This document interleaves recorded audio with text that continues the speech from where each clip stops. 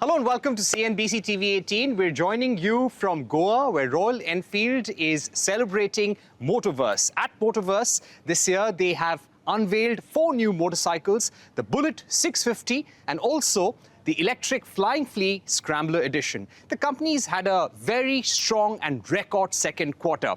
To know more about Royal Enfield's strategy going ahead, we will be joined by Eicher Motors Managing Director and Royal Enfield CEO B Govindarajan. Govind is here with us. Hi, Govind. Good to see you. I'm glad we could do this. Pleasure meeting you. And looking forward to chatting with you. Welcome to Goa. Welcome to Motoverse, Royal Enfield's annual motorcycling festival. Parikshit, I suggest before we start, why don't we take a spin? It's a motorcycling company. I'm sure you'll enjoy. Why not? I see you've got 2 motorcycles already. We have Goan Classic and your Meteor 350. I'm sure you can choose any motorcycle which you are comfortable with. We'll just go for a spin and then we'll come back and start talking about it. I think great idea. I'll choose the Cruiser. Let's get ready. Let's put our jackets on. We'll take a quick spin and come back. Come. All right, let's start. Stop.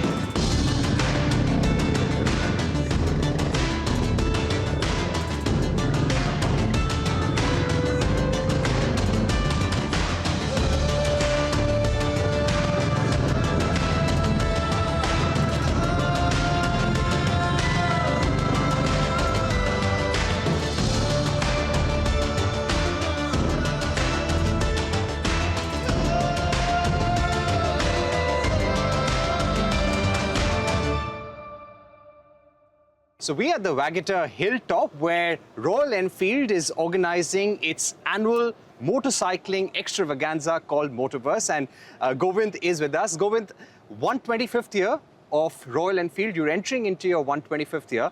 Could you give us a sense of the vision going forward? See, Royal Enfield is the oldest motorcycle brand in continuous production for the past 125 years. Very few brands can actually climb. Over this 125 years, this brand has gone through a lot of challenges, some seminal moments, but yet it withstood all the storm and became very successful. Primarily, we started making motorcycles in the middleweight segment. That's where the focus is. As an organization, we had a choice at a point of time what sort of a motorcycle we have to make. We took a decision and we said that less is more. We won't do too many things. We will focus on middleweight. And continuously we have been doing it. So at a point of time we were making 4,000 motorcycles per month. Currently we make almost 4,000 motorcycles per day. And last year we crossed about 1 million motorcycles. So that has been a success story for Royal Enfield.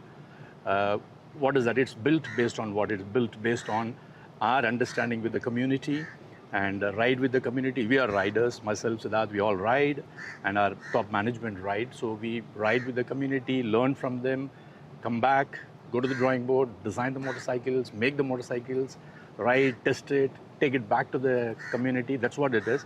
In fact, the Motoverse is our annual motorcycling festival. We do every year. In fact, this year we had, if I'm right, about 35,000 plus footfall. And this is a place where we celebrate motorcycles, customs, art, music. That's why every year we make it bigger, better. So that's the Royal Enfield as a DNA. From here, what do we see? We do see the motorcycling culture, which is getting built, and we are an evangelist in a way. We want the motorcycling culture to spread across the globe. In India, in fact, we have been very successful, and we hold a market share of almost about 89% in the middleweight. Outside India, we are holding a market share of almost 9% in the middleweight, but still we see there's a huge scope for us to create one more success story, what we have created in India. What's going to power the growth? What's going to be the goal for the next 10 years? What would that be? In my understanding, Parikshit, I think motorcycling as a culture, it is growing. And the motorcycle which lends itself for a particular usage, for us, it is all about the motorcycle as an ally for the rider, and it's a self-expression. That's continuing.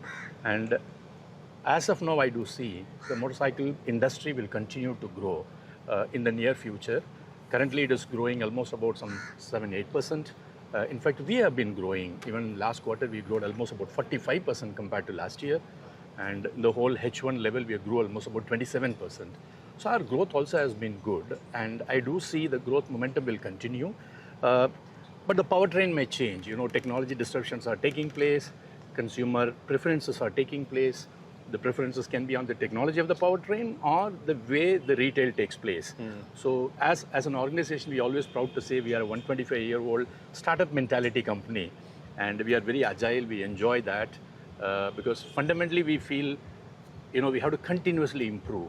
And as an organization, we won't mind in doing pilot, failing, and then going back, correcting it. That's what we are. We don't have anything solid to say we are a corporate. We won't do it. We are not that type. We would like to be a company which is very agile, listen to the community, understand what the community wants, and be part of them and provide solution to what exactly they're looking for. What about bigger bikes? Is Royal Enfield ready to bring out those bigger, high-capacity bikes like the likes of Harley-Davidson, BMWs, Triumphs have in global markets, 800, 1000cc motorcycles? If I had to put myself as a rider, I would like to be looking at the higher cc motorcycles. The era is slightly going off. I don't think people are really enjoying. If given a chance, even I won't enjoy that sort of a bigger motorcycles. And I want a motorcycle which has to be interacting with me. And I control the motorcycle and I enjoy the motorcycle. And that's why we said middleweight, Parikshit, is what we will focus as a company. And the middleweight, our definition is 250cc to 750cc motorcycle. And currently we have 350cc, 450cc, 650cc platform. And I do believe strongly that even this market can grow because premiumization in India is the thing. And we are by far the motorcycles which is very accessible price point which we have brought in, and gorgeous looking motorcycles, and everybody is loving. And I do see there is a good growth even in this platform which we can bring in for future. So are you giving us a hint that maybe a 700 or a 750cc motorcycle soon? Is that something that is being worked upon? Our focus is as a middleweight is 250cc to 750cc. I'm sure I will not be in a position to tell you exactly what well and all.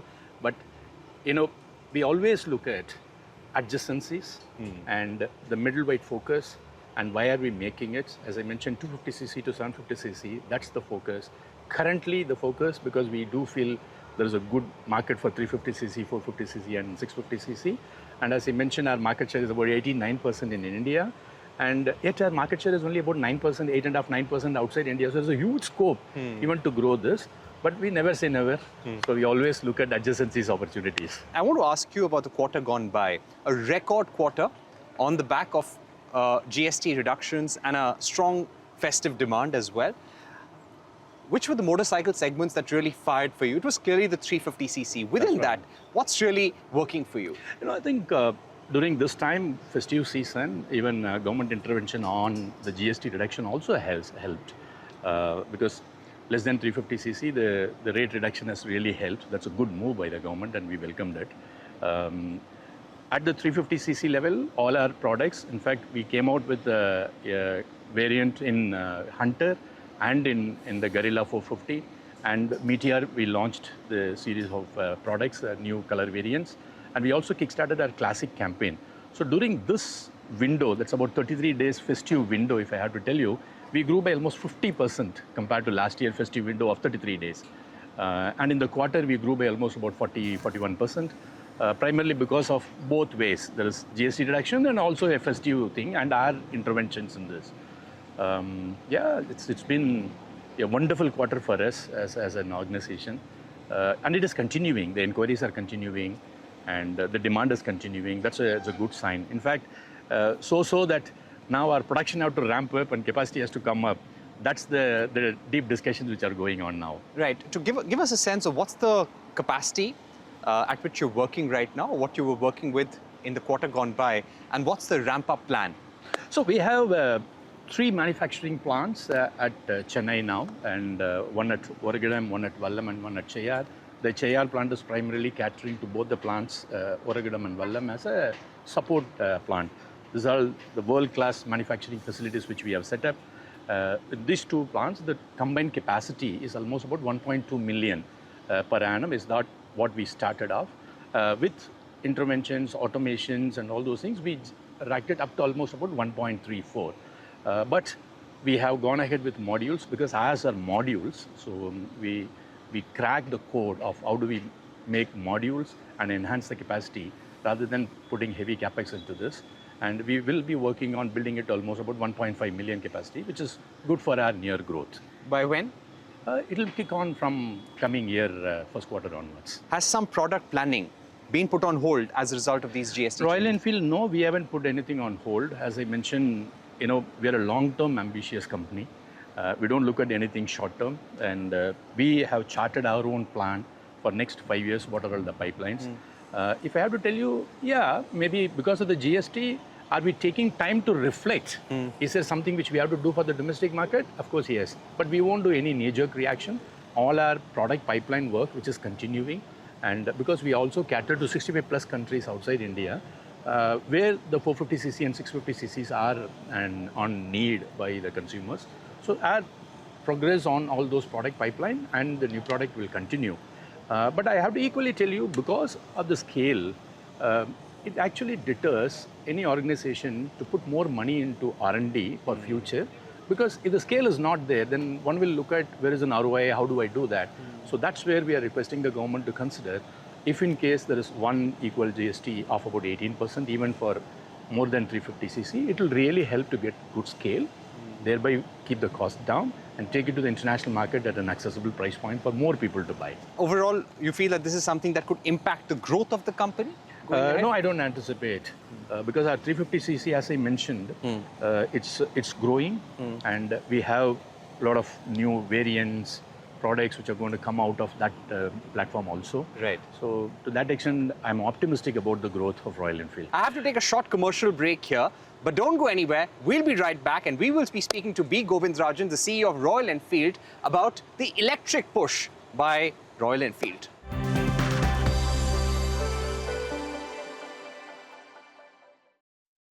Welcome back. We're joining you from Goa, where Royal Enfield is organizing its annual motorcycling extravaganza called the Motoverse. With us right now is B Govindarajan, the CEO of Royal Enfield, and right behind us is the Flying Flea Scrambler Edition. This is the electric motorcycle from Royal Enfield, which will go to market next year. Govind, tell us more about it. You have the C6 there. Now you've got the S6. How do you plan to position these bikes, and when do they hit the market? Yeah, good question, Parikshit. This Flying Flea is our city plus electric mobility understanding and the brand. Actually, we got the inspiration from the original Flying Flea. At that point, after it was the most lightweight, used for the war purpose, dropped airborne types. That's where we got the inspiration. So Flying Flea is the city plus electric mobility brand from Royal Enfield. The focus is going to be, as I mentioned, city plus exploration, lightweight, sexy, super technology, and very intuitive UI UX, and it has to create a segment. That's where we thought that we will use this platform to create a segment in electric motorcycles. We came out with, in fact, I'll just take you to the C6 first. This is our Flying Flea C6. You'll see the girder forks and the lightings, all those things is classic looking and easy to ride, and all premium materials which we will use, and even the dial, which is round in shape. So you'll see a lot of classic thing which will be there in this. This is our first product, which is a C6, and for the city plus applications. But when you say city plus, I mean, there is also a possibility for us to do a bit of off-roading and some exploration which is possible. Maybe this caters to one kind of a consumers which we like it. Then we thought that, okay, in that platform, what is that we can do is the S6, which is the scrambler version, and which has a bit more ground clearance. You can see it here. Yeah. So it'll be easy for that. I'll let you show this motorcycle to us. Yeah, so this is the bit more ground clearance which are there, and a tire which is, I mean, the seat which is actually given as the rally type. Easy for going back and then doing it. The ergonomic positions are properly done for this, and the wheelbase and wheel sizes, and with the intuitive UI UX and all those things. And we felt that this is another motorcycle which has a huge potential. So currently our focus is on taking to the market both C6 first and S6 subsequently. May not be coming together, but there will be a gap. But C6 to S6 within, say, about 4 to 6 months gap, both the products will be available in the market. So, will the launch first be in global markets, then India? We're just thinking about the strategy of go-to-market. Currently, the thought process which is coming up is probably in India first and followed by Europe within a short window. Will this be the most expensive motorcycle in your segment? Will it be within the same range? Will it be on the lines of the twins? How would it be?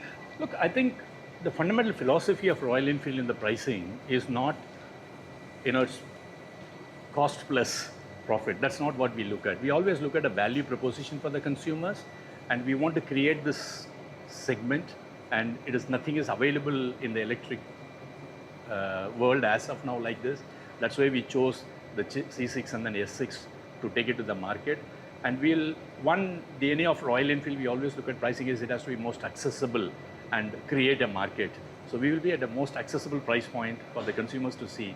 That's a value for money that I can't deny like that. That will be there. How much you've invested in developing these motorcycles till now? Yeah. So once we thought Flying Flea is our electric city plus urban mobility brand, we started first getting the team together. We have almost about 400 people as of now who are working exclusively into the electric field.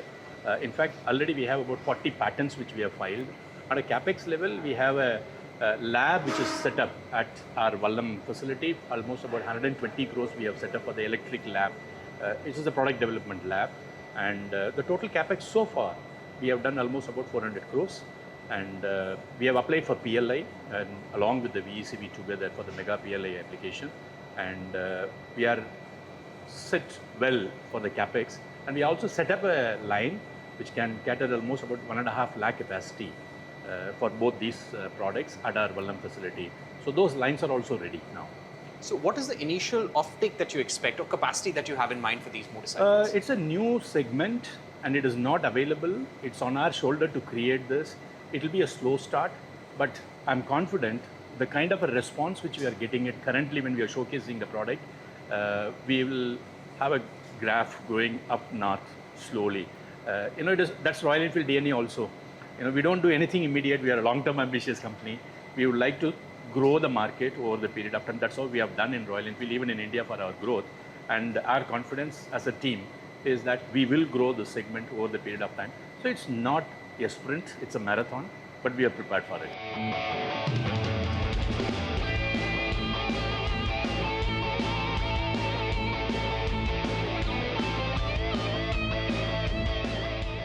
We walked up to the 1901 cafe here at Motoverse, and Govind, please tell us more about it. Yeah, it's 125 years of glorious journey of Royal Enfield, and in fact, to celebrate this year, 125th year, I'll just show you a motorcycle which is very different. This is our 125th year special edition motorcycle. You can see the paint scheme, it's called as a hyper shift paint. Normally it's not there. This is the first of its kind in the entire two-wheeler industry. It'll be used only in high-end cars and all. So we thought that's how we will celebrate the 125 year on the classic which we love most.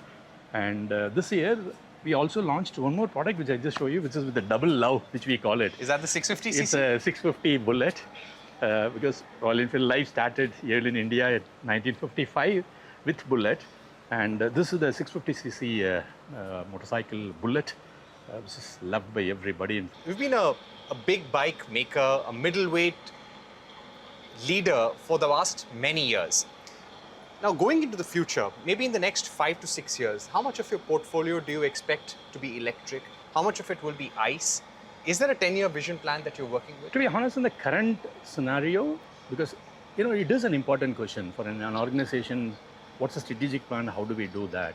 If I have to give you a straight, open answer about it, it's too premature from anybody to say that there is a tipping point for the electric to take on, the ICE to come down.